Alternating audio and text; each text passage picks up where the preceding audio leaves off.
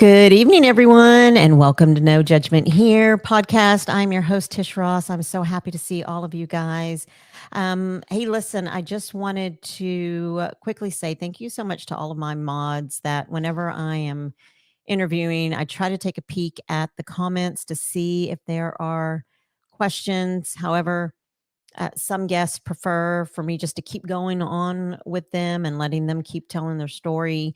So I just interview as my guest desire. I think that's the respectful thing to do. This evening, I will be checking the comments and watching those as Ken is sharing his story. I know that during our conversation when we chatted, I think it was Friday, um, as he was chatting, a lot of questions were kind of brewing in my brain. And so I know that some of you guys might have some questions as he's speaking. One thing I want to share with you guys is that we are not doctors, we're not counselors or therapists. We are just regular people that come on to share stories so that anyone else that has gone through similar circumstances, relationships, maybe know somebody that has gone through something like this that could benefit from my guests sharing their testimonies or their stories that you can share out with them.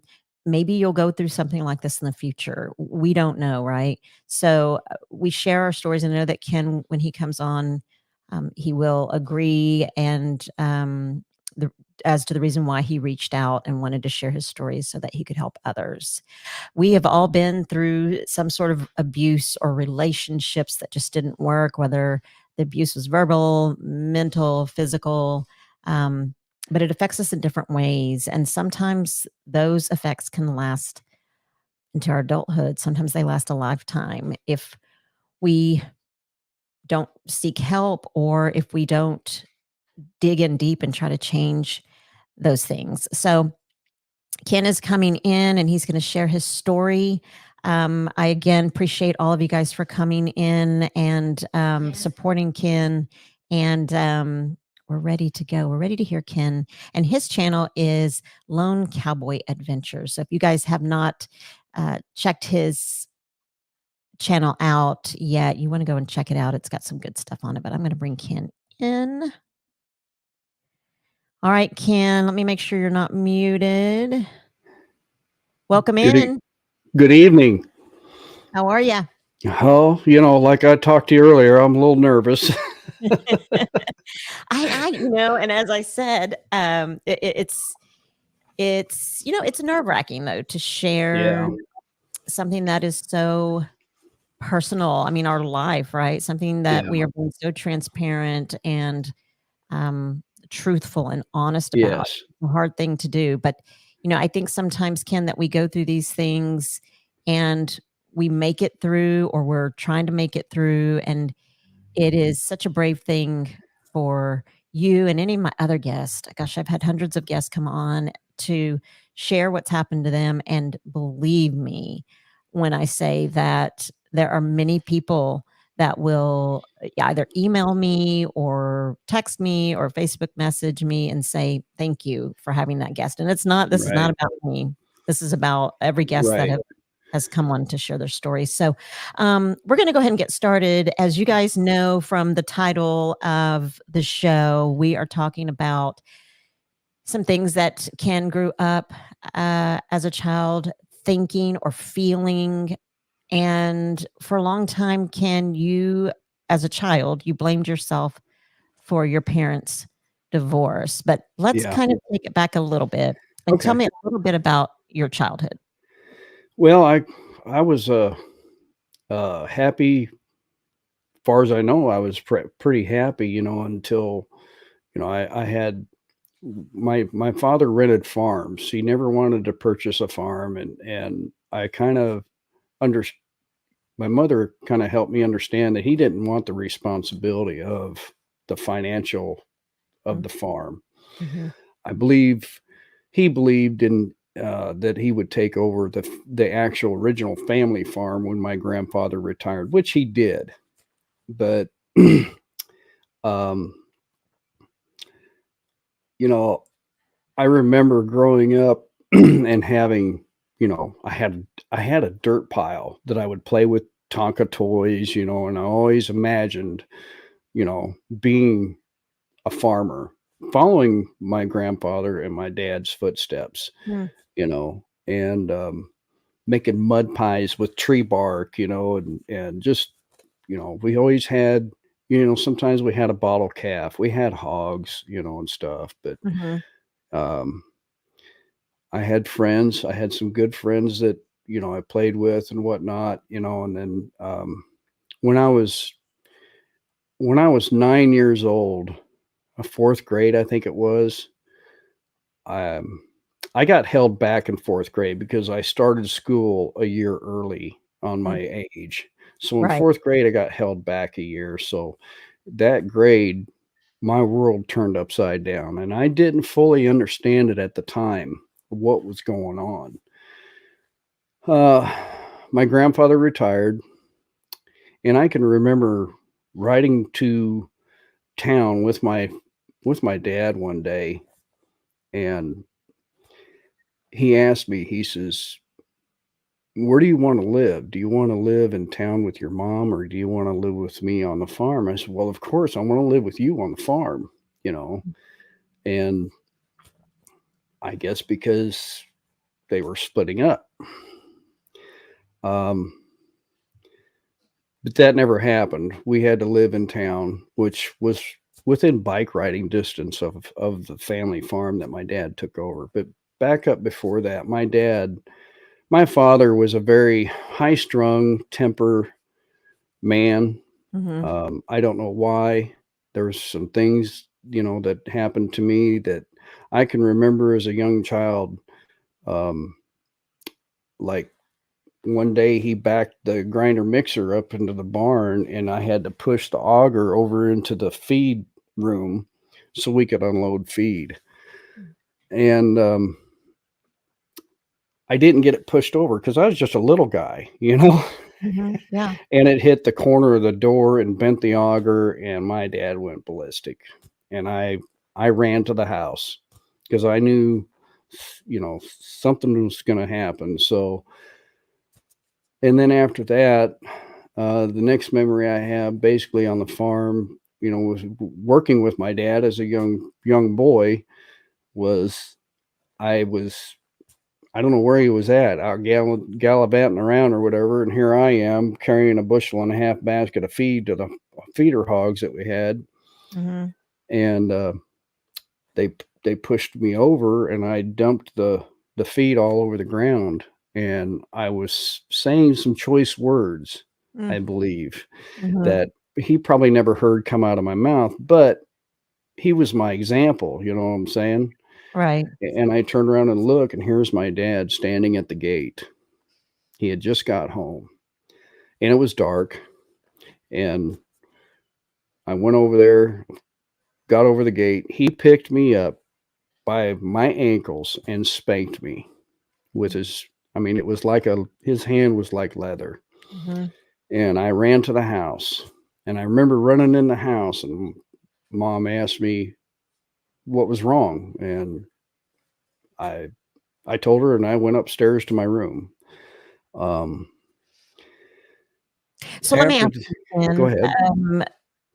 was your dad so I know that you share Mhm. those 2 specific memories, but had your dad always been,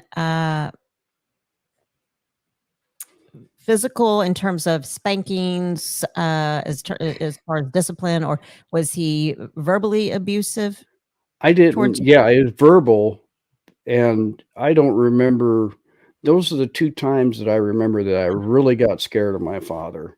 Um, Mhm. there was one other time that I was playing on the ice on the creek, and my mother set him down because she told me 3 times to get off the creek, and I deserved that one, you know what I mean? Because when mom, you don't listen to mom, turns it over to dad, you know what I'm Right. saying? But, Yeah. this was during the winter time, it was frozen, it was just a little creek, whatever. But anyway, v he wasn't verbally abusive, it was hot-tempered, Mm, because if something, I can remember if something broke or went wrong, I mean, the words were flying, and mad. I mhm, mean, mad. and that's a scary thing, you know. It is, that's frightening, especially when you're little and, Right. yeah, that's scary, it's Right. frightening. And I'm sorry, I interrupted you. So you No, said that's fine. that, once you spilt all the feed, Mhm. and your dad had, picked you up by your ankles, Oh, spanked yeah. you, and then you ran inside. Yeah, yeah, and, um, my father, um, was, having an affair with Mm, a girl that was my sister's age, basically, and my mother tried to make it work, and she wanted to stay with my father. I can remember as a young boy in the farmhouse that we rented, they would be talking downstairs, and I remember vaguely in my mind one time opening the basement door and then, sitting downstairs chatting, "Go back upstairs," and now that I think about it, that's what they were talking about. My mother was trying to talk to my father into staying together, and he didn't want any part of it. mm, I don't know why. You know, there was other things going on, in the house that um, nobody should go through, and um, you know, my mother was the financial. Uh, she wasn't. She did. He wouldn't let her work to save the pay the rent or whatever. I can remember riding in a mhm, tractor with my mother, and she would be working in the field in a cab tractor, as a little boy, because she would do do a little work here and there, and mhm, but they ended up splitting up. We got a house in town, which was within bike mhm. riding distance of the home farm, my grandfather's farm, because my grandfather retired. So my dad had to make the payments on the house, and I would go out there about every day, um, whenever I could. Dad would stick me on a tractor, open cab tractor, and put me in the fields in the spring with a disc or harrogator or whatever. I mean, 10, 12 hours a day. And I didn't know where he was at, where he was, or anything like that. My grandfather, his dad stopped by one time and, "Have you had anything to eat?" Mm, "No." He said, "Well, I'll go in and get you a sandwich, Coke," said, "Thank you." I mean, here I was, fifth, sixth, seventh grade and running a tractor. You know what I'm saying? I mean, yeah. it was a good learning experience for me, but I was working and I would help haul grain down to the river elevator with a gravity flow wagon and tractor and following him or whatever. So, um, And so at some point when you were in 4th or 5th grade, I'm divorce is no fun for obviously any child, right? I mean, no child, no son, no daughter, uh, I feel like I can say this, doesn't deserve the unfortunate repercussions from a bad divorce, right? I think there right, are parents that divorce isn't fun regardless, but I think that there are some families that may go through that it may the parents may work together to make it a little bit better right, for the children. However, when you're a child and you go through a a bad divorce, then it obviously causes a lot of pain, sometimes hmm, pain that we don't share with our families, sometimes, blame, like we're getting ready to talk about, yeah, and what that does to a child or what that did to you. So you were very young, and tell everyone that's listening, you shared with me that, of course, you and your dad had taken that ride in the truck, and he had asked you if you wanted to live with hmm, your mom or with him, and as a child, I'm sure that was quite confusing, but you made your decision. right, Why Ken, at the age that you were, why would you blame, and this is gonna help a lot of hmm, kids or even adults that have gone through divorce that have blamed themselves for it? Why did you blame yourself? And what did that do to you? I thought it was my fault that they were splitting up. As a young 9-year-old boy, I didn't know, I suspected, but I didn't know everything that was going on in the family unit, you know?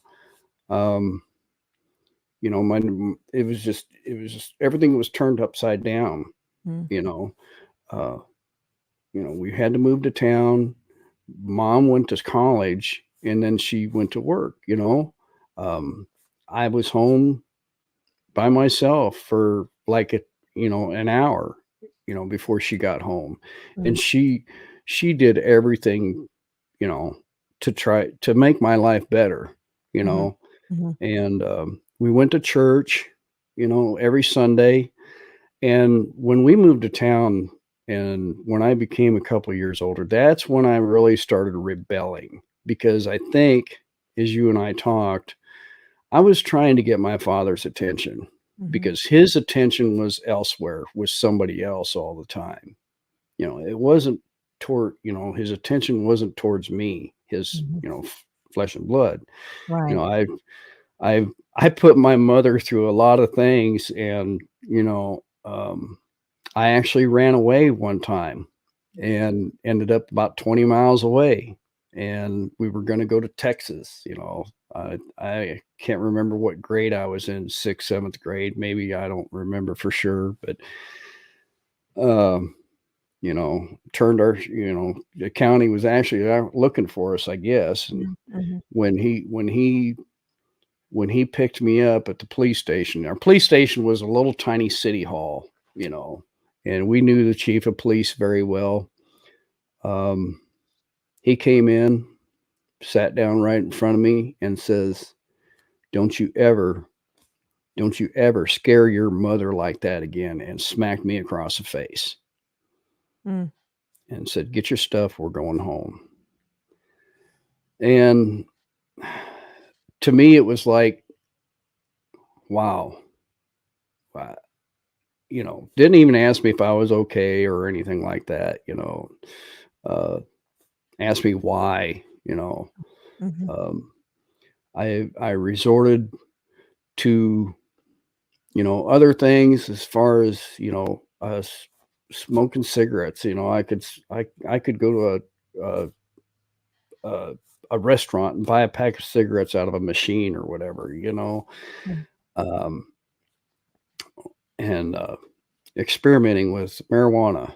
I did that quite a bit through high school. mhm, And um, he he we really didn't have much of a good connection. But even though all this time, I was still trying to connect to him, mhm, and all this time, we're going to church, on Sundays, and it's all, um, whatnot. But when he had to quit farming back in the 80s, and they called his notes. He wasn't very smart. I will say this. mm, mhm, uh, but my experiences growing up on the farm, I didn't really grow up, like I said, I grew up on both sides of the fence. I cherished the time out there on the farm working for him and work with him because that was the time I got to spend with him. I mm. didn't fully understand all the ab abuse and stuff, that went on. And, I ran loads of hay back and forth to from the barn to the hay field. I, did mowing and whatnot. And So you would do it everything you could, everything that even a young child, basically taking care of the farm in some aspects, Right, everything so to gain your dad's right, love and approval. right. And And then when dad had to quit farming, he had to sell the house that we lived in. So we moved up into the city, and that's when it really took off. I mean, I I'm not proud of a lot of things I did. I mean, there was a lot of drugs and alcohol mm, that were involved. mom was still working and everything, and I would leave the house at, Friday night, and I wouldn't come home till Sunday night, and, by the time it was time to, go to school or whatever, and I'm sure she worried Mm. and worried.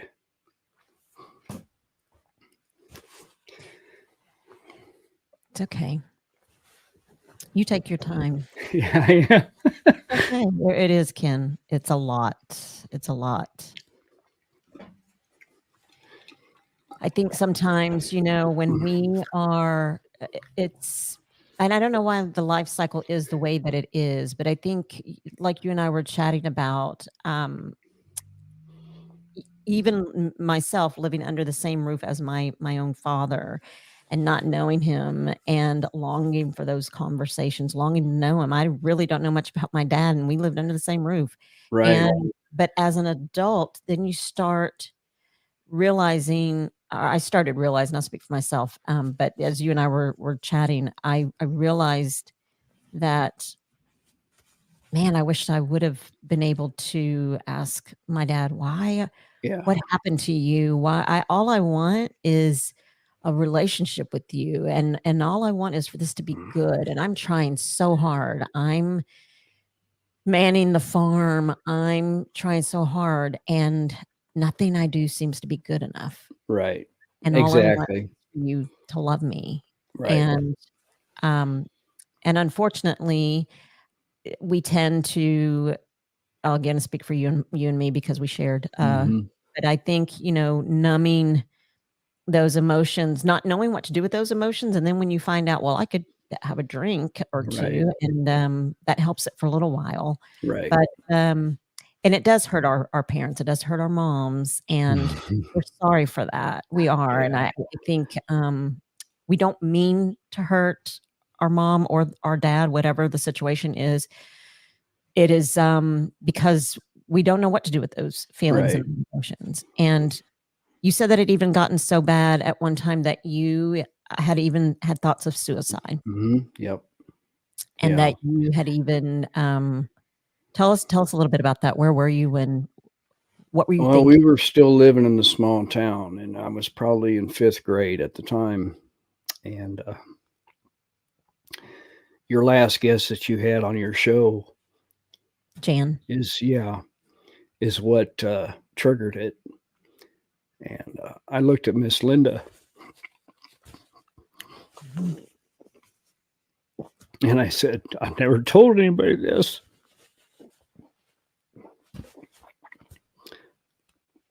It's okay. I gotta breathe. I'm sorry. No, you don't need to But, apologize. It's very, very hard. and she said, "What?" And I said, "I did the same thing when I was probably in 5th grade. I was gonna take my life Mm, with a knife, but I couldn't do it because, I just couldn't do it."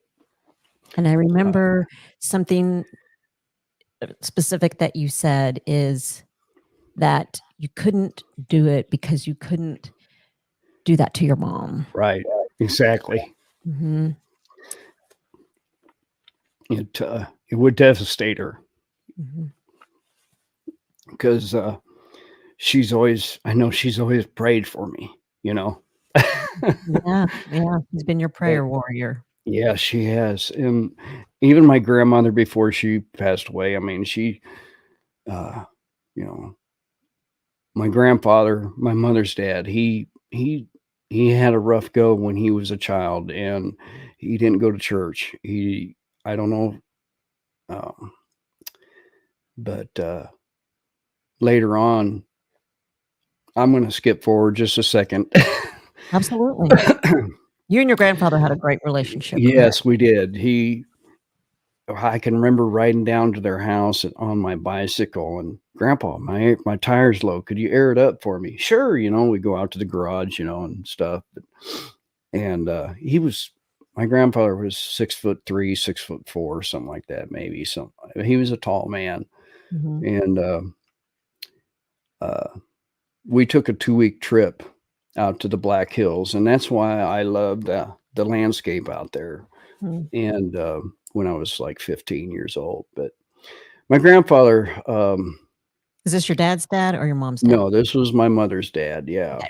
But my grandfather didn't believe in going to church and stuff, but it was strange because they would always buy extra groceries around the holidays and leave them on people that weren't well off, Mm. you know. But anyway, um, you know, when we lost the farm, when dad had to quit farming and they had to rent it out, mom and I had to move up into town. And I I didn't have that connection with my grandfather then when we had to move, you know. And it was total change. Mm. But um I'll go ahead and tell this real while it's on my mind. I'm Sure. sorry I'm going in circles, You're okay. but when I moved down here when I was 18 years old, and my girlfriend at the time was 16. She was pregnant with my child. Mhm. I took on the responsibility. Um, my second marriage, my grandfather developed a cancer in his blood or leukemia or something. He had to get blood infusions. But anyway, one weekend, it was opening season of archery, and I had just got home from work, and I called up there. My mother says, "Grandpa's not feeling very well," and I says, "Do I need to come up?" Because they had moved into town into an apartment. And she said, "No, I don't think so. I think he'll be okay." So as I get in the shower, something hit me over. This is part of my praying background and my Christian, how God has tried to help me throughout my life. Right. M I'm in the shower and something hits me and I just start crying because I had that connection with my grandfather, and, I started praying. I got out of the shower, went in the bedroom, we had French doors, and it hit me again. I dropped to my knees and I said, "God, if it's his time, um, please show your face to him and welcome him in your arms." And I just kept crying and praying and crying and praying, and it was I was at the house by myself, and it felt like somebody had walked up behind me, put their hands on my shoulders from behind me, and squeezed. Mhm. Mhm. And it was my grandfather. Mhm. So we go to northern Missouri because it was opening day of archery season. Mm. My wife at the time says, you want to go to Iowa? And I said, no. I said, let's he would want me to do whatever, there's nothing I can do. And I called my grandmother and that night, and I said, "How's grandpa doing?" And she says, "Haven't you talked to your mother?" And I said, "No." She says, "Your grandfather passed away." And this was the same time that You all felt my like someone had it put. was the same time that this when I was praying, he passed away at the same time. Mhm. Mhm. So that just shows you that if you're not a believer in God, then at your last minute, all you have to do is look. Yeah. You can take your last breath and look and see him and accept him. Absolutely. Absolutely, Ken. I love that. And, I love too that, people don't have to go to church to Oh, have yeah. a relationship with the Lord. I mean, Right, there are a lot of not so great churches, and I've right, seen many mega churches rise and fall because they right, were not uh, held. in the way that they should. So Right. it's not like you have to go to church in order to have a relationship with Right. the Lord. And like Right. you said, that just goes to show you that God was with you, and what a gift. And that's very similar to Josh Sherman of Sherman Family Farm, his experience when he lost his brother. Right. Something very similar. But so you lost your grandfather. Mhm. And let's get back to my first marriage. Yes, sure. My first marriage, like I said, I was 18. I took on the responsibility. We packed a car. We came down here. Within 5 days, I was working because I had experience in California working on a flat top roofing company. Mhm. Nobody knew we were skipping town. Mm. And it's probably a good thing I left because I probably could have ended up in the county jail by just some certain things that had happened. It's really neat because from 16 to 18 or 15 to 18, my first wife and I knew each other back then too. So Mhm. uh, we got married.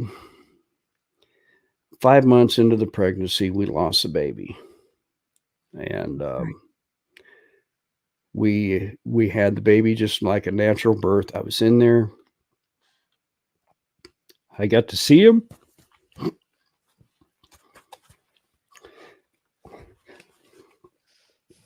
We got to see him and hold him, and and everything. And it was I was I was pretty upset Mm. because I wasn't mad at the time. It was like, why'd you do this to me?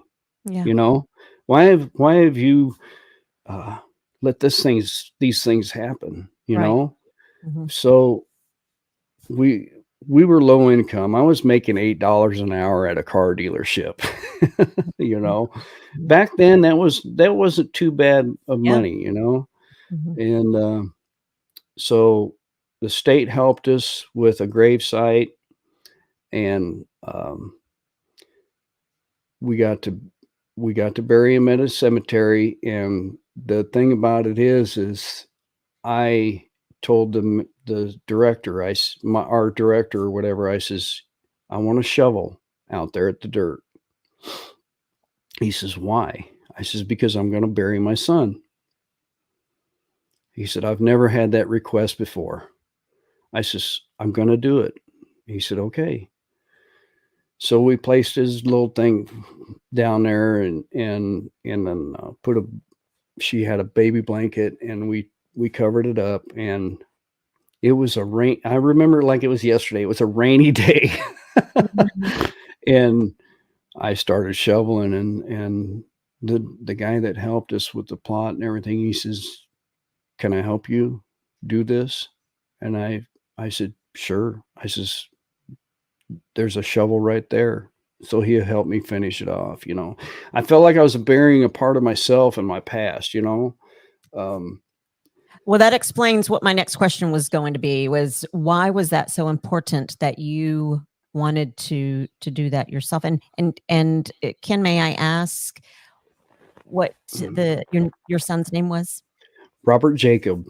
Robert Jacob. Okay. When I Yep, give the Robert baby a Jacob. name, is he Robert is my middle name, and then we picked out a Bible name for the middle, or for his Mhm. middle name. So, Oh, it's yeah. beautiful.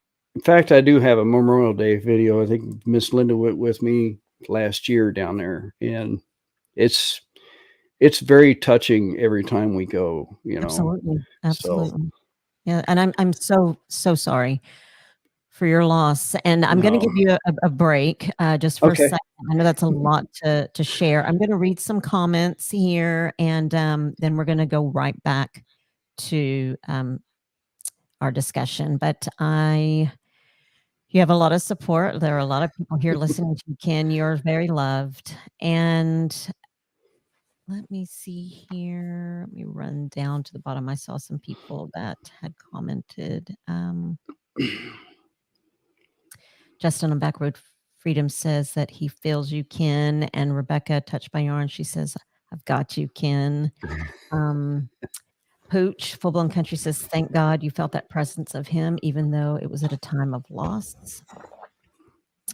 Um, Empty Homestead says a relationship with Christ starts and ends in our heart. That is so true. That is so Right. true. And Justin with Backroad Freedom says, my church has been in the woods outdoors for many years. It has been a long Yes. time since I have been in an actual church, besides the 2 times that both of my grandparents passed away in 2021. Right. Says our community, or Pooch says, our community shares a whole lot in common. We are all here together and we feel for each other. That is so true. Right. Okay. Pooch with Full Blown Country says, may he rest in peace, Robert Jacob, knowing the love of you, Dad, is still strong.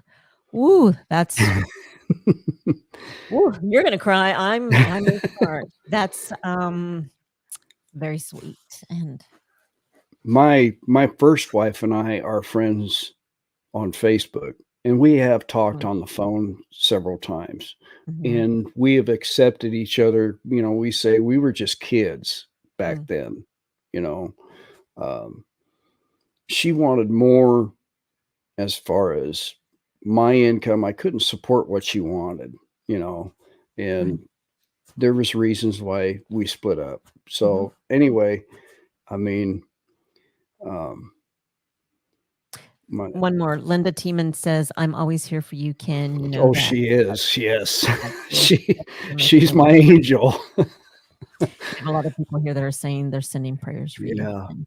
So, Ken, after your loss and the end of your first marriage, Mhm. um, you had mentioned something too that we talked about, and you said that even in your younger years that you always felt like you were searching for love Oh, from yes.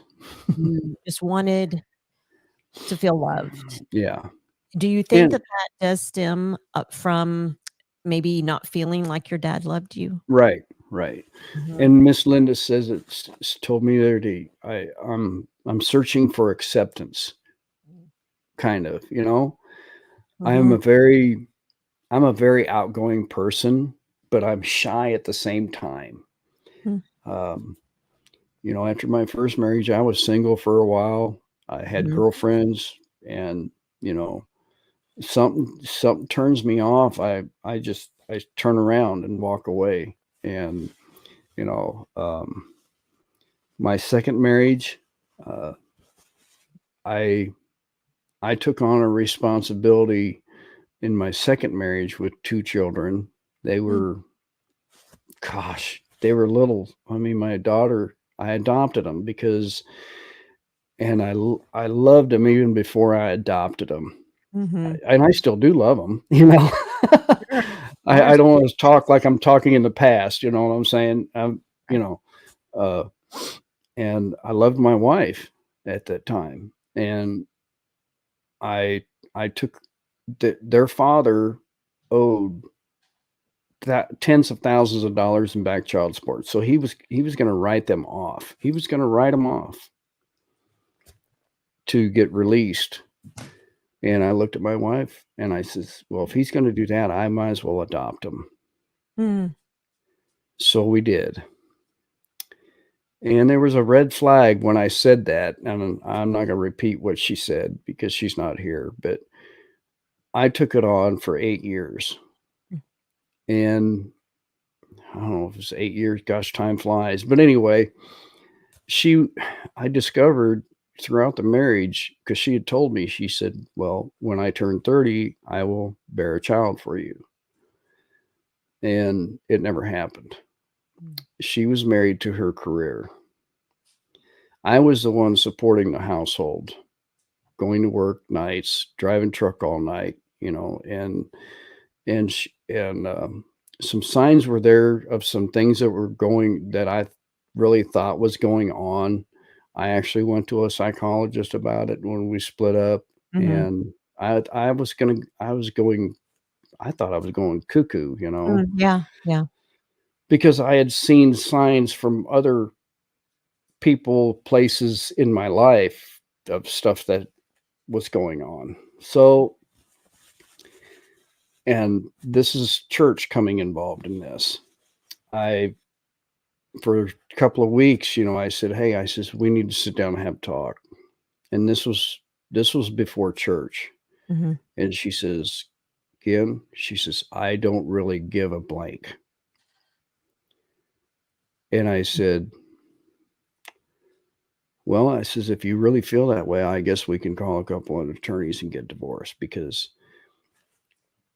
she she said, "Fine." Mm.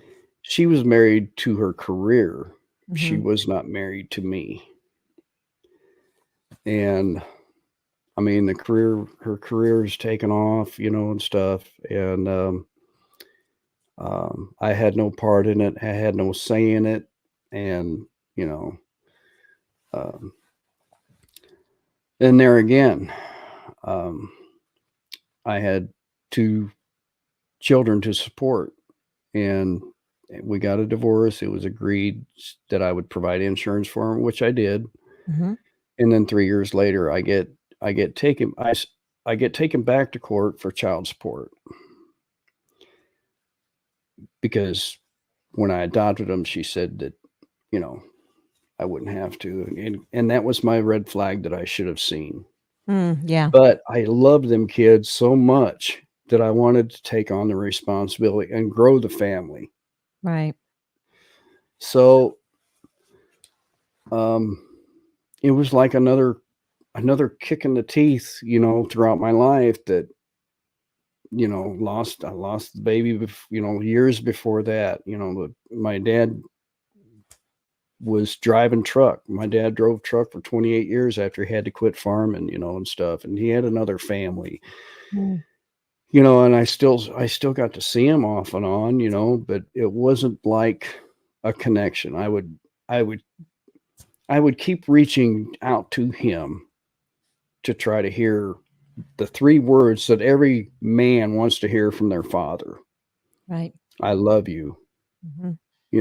I never heard that until probably 6, 8 months before he passed away because I told him, and he looked at me like he was stunned.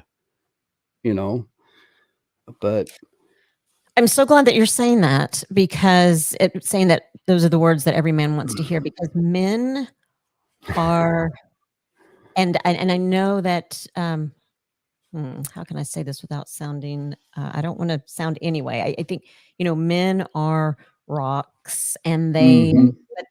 but the expectation is with a lot of men, or maybe a lot of men feel like they can't express their emotions, Right, they can't, express that they need to hear that from their father or their mother. And so I'm so glad that you shared that because that is so true that every man, every child, every woman, every daughter needs, but specifically since we're talking about men and you today, is that every man, all they want is to hear those words from their right. father. And And I was always looking for someone to love me mhm, throughout my life. Yes, I've dated. I'll be the first to admit it, I dated a lot of gals, mhm, and a lot. Some of them good, some of them bad, some of them, I mean, worse off than me. I've always wanted to help s- someone that was down, but yeah, here, you know, lately, uh, I'll tell you all, I was married again after my second, and it was I should have married. I gained a stepson from my third, and mhm, I talked to him 2, 3 times a week, or more, because I got him started in his career of driving. And we usually talk in the mornings and stuff. And he had, and I told him I should have never. Oh, excuse me. I should have never stayed married that long because of the stuff that she had done off the marriage, and stuff. But I mhm. wanted it to work so bad, you know. And there again, she went to church and still did the same stuff throughout the marriage. Mm. And um, And so do you it's think that you wanting because, you said that, Miss Linda says that are you're someone who is seeking acceptance. Do you Right. think that that also, I think a lot of Mhm. kids of parents that, you know, or children that are constantly seeking approval, acceptance, acknowledgement. I'm here. Do you see me? All I want is a relationship with you. Do you think that um, even though you're outgoing, but when it comes to connection, do you think that that stems from being not really hearing that your father loves you? Right. Right. Mhm. Exactly. I mean, his father was an orphan, and I don't Mm, wow. I don't think he really knew how to show the Mhm. kids and the family in his family. My dad's mother passed away when I was just a child, a baby from breast cancer. So he had remarried a gal and that had lost her husband. I mean, that's back in the day, that's what they did, you know. I mean, they Right. knew each other and stuff, but and she was very, very, very good woman to my grandfather. And she raised chickens and took care of everything, you Mm, know, and this and that. But um, you know, the boys, uh, there was two boys and my aunt, their sister, you know, they worked. That's how they spent time together, milking cows twice a day, raising hogs, right. uh, doing field work. And, dad, when dad was old enough, and I mean, they shared labor, when dad was old enough to, and my uncle has a farm right next to the home place. Well, Mm. he's passed away now, but, I mean, they kind of shared everything together. One thing my mother told me, she said, "We were the last ones to get crops in because your dad was always helping everybody else get theirs in, and we were last, you know?" So, I don't Well, know. I want us to move into, because I know that time is Mhm. going by goes by so fast, but, I wanna move into one of the things that is a repercussion or a I don't wanna say characteristic, but something that you deal with is anger. Oh, yeah. And do you still are you still dealing with that? Do you Yeah, have a bad temper? I'm still angry at my father because he passed away 2 years ago, and, when he quit driving truck, all he wanted to do was sit on the end of the couch and watch Gunsmoke Mm, and sleep, and it was after he retired when I actually told him I loved him, mhm, and he didn't know how to take that, but he did the next time when I said it, he said, "I love you too." Do I believe it? Yeah, deep down, probably. Um, mm, when when I got the call that he wasn't doing good, I went on up there and I spent the last 14 hours of his life with him. He had congestive heart failure, and they called it, oh my gosh, I can't remember, terminal terminal restlessness.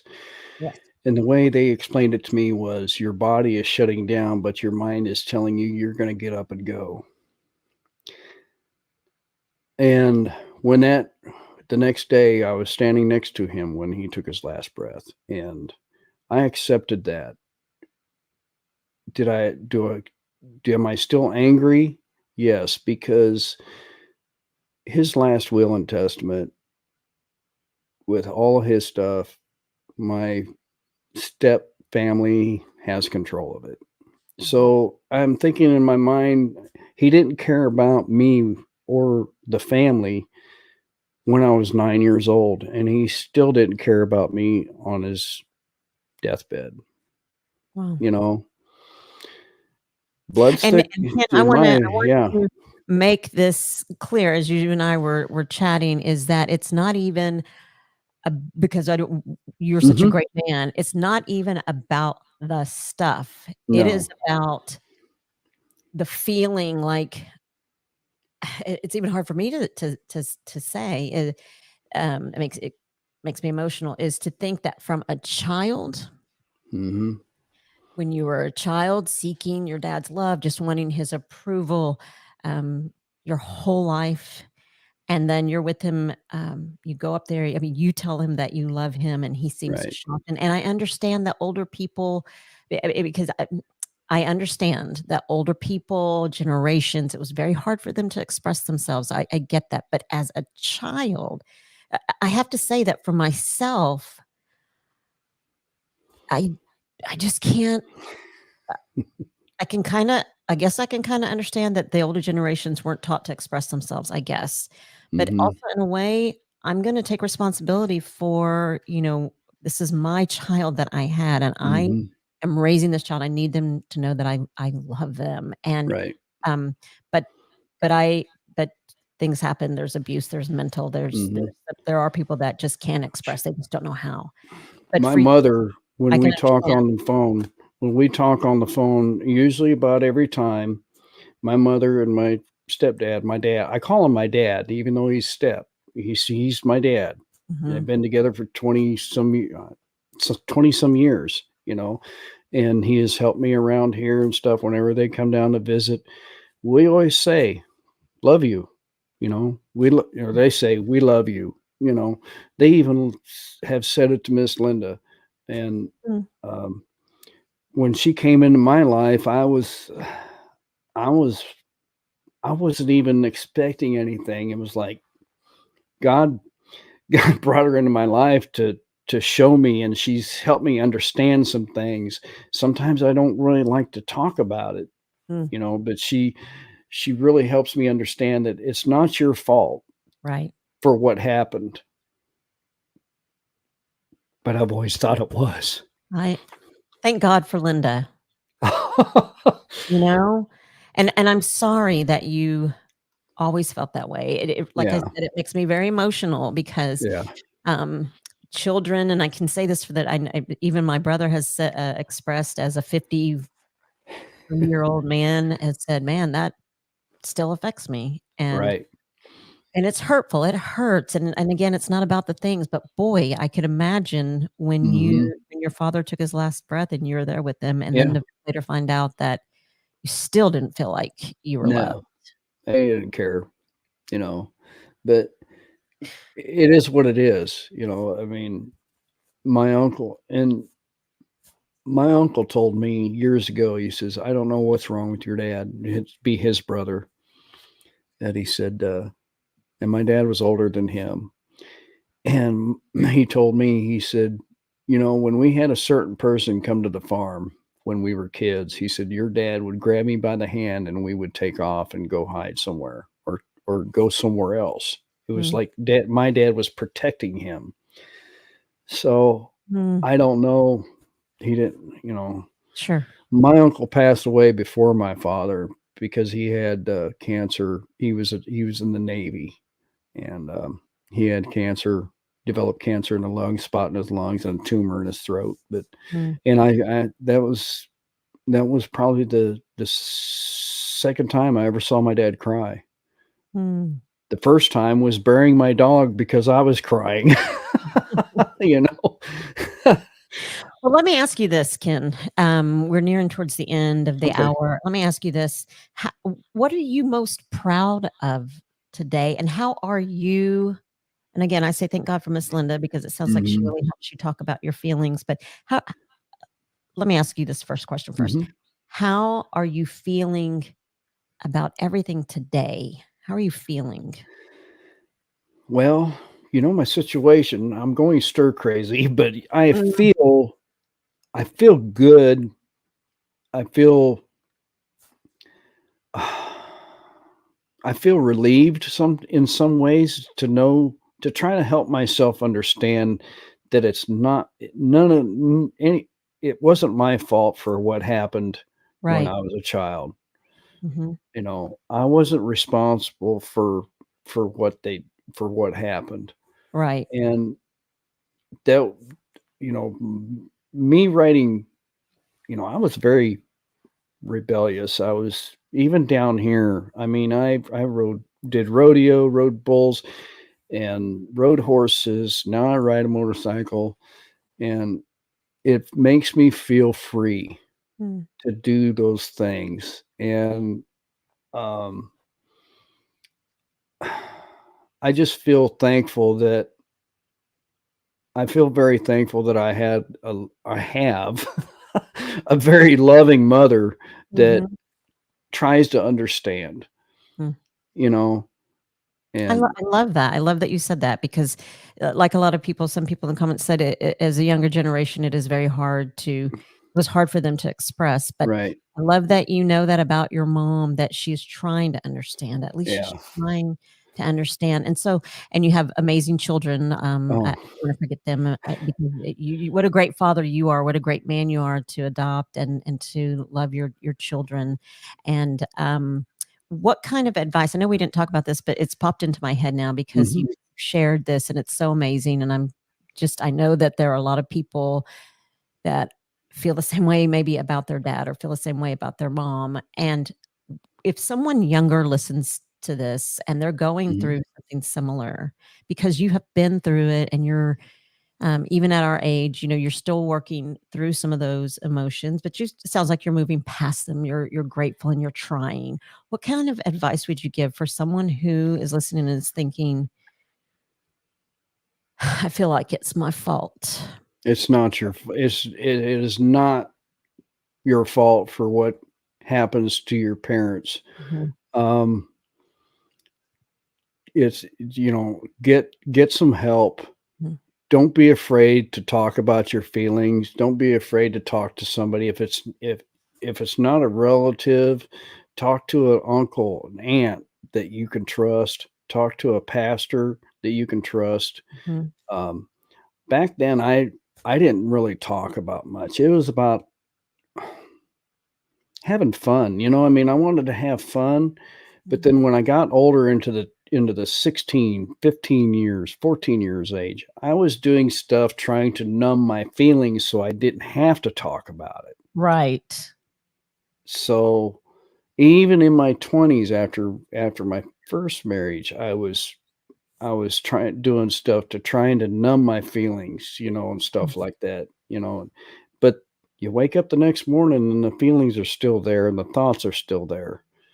I still even though I don't drink anymore Mhm. and I don't do drugs, I still have thoughts that, um, I don't wanna say this, I still think back to those days, like Sure. how I felt, you know what I mean? Mhm.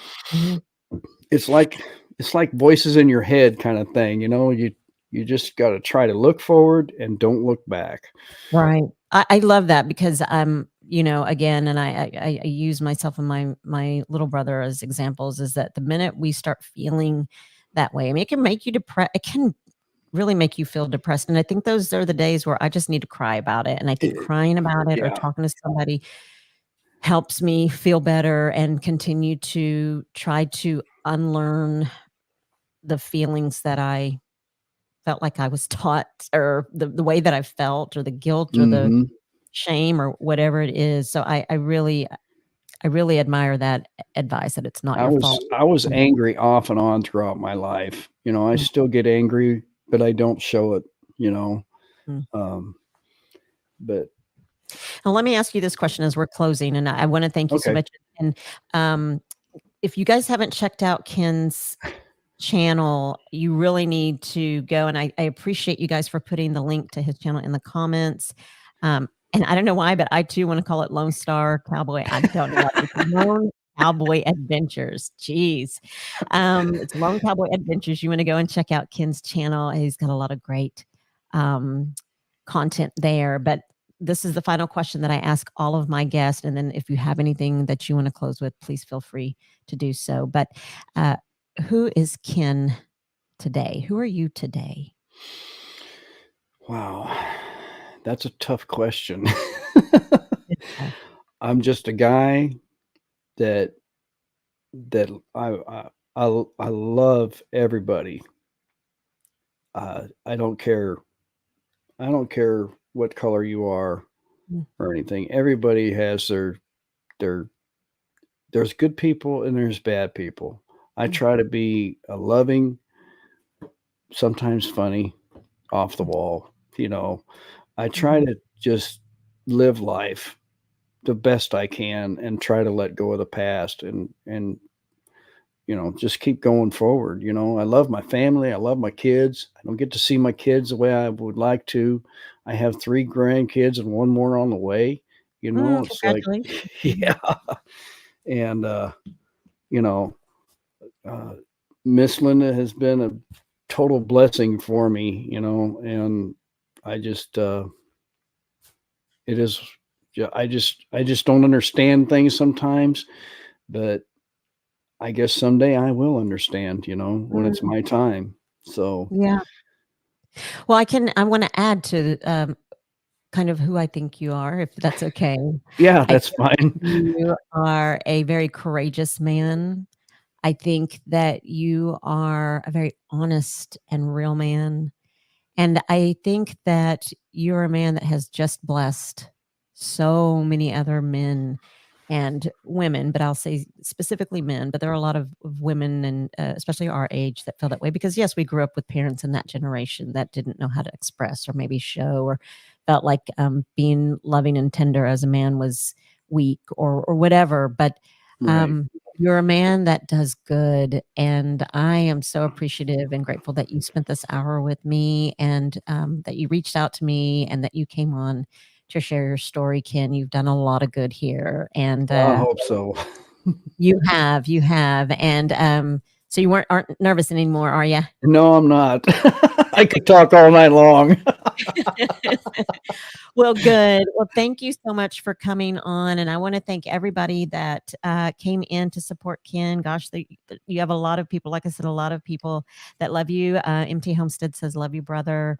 Um, says, "Ken is awesomeness in a man." That's from Simply Jan.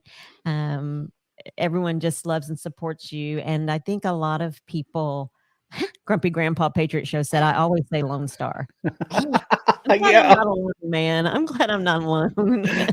Well, the reason why named it Lone Cowboy is because I've always felt like I was alone, you Mm, know, kind of thing. I mean, mhm. especially after my last marriage. But now I'm not. So it's like I'm just going to leave the channel the way it is. I'll keep everybody guessing. That's right. So, Hey, Little Red Farm says, "My hat is off to you, Ken, for talking about everything." Like I said, you've done a lot of good, Ken, and I appreciate you so much. well, I feel And, better. good, I'm so glad, I'm so glad. And so anybody that's listening, share this out. There you never know who needs to hear Ken's story. You never know who, is going through or know somebody that's going through, and that's the whole reason why I do my podcast is so that people can come on and share their story because no one can share your journey the way that you can. And somebody somewhere on the other side of this microphone, on the other side of this channel, is waiting to hear your story. And so, Ken, thank you so much for coming in. And I will see you guys next Monday. We have a special Mother's Day tribute coming on. So get your Kleenex out. All my shows, man, they make you cry, but I think they're real. It's real. It's real life. So thank you, Ken, for coming on. I appreciate you. And thank you for everybody that came in and supported. You guys have a good night. Thanks, everybody. Mhm. Bye, y'all. Bye.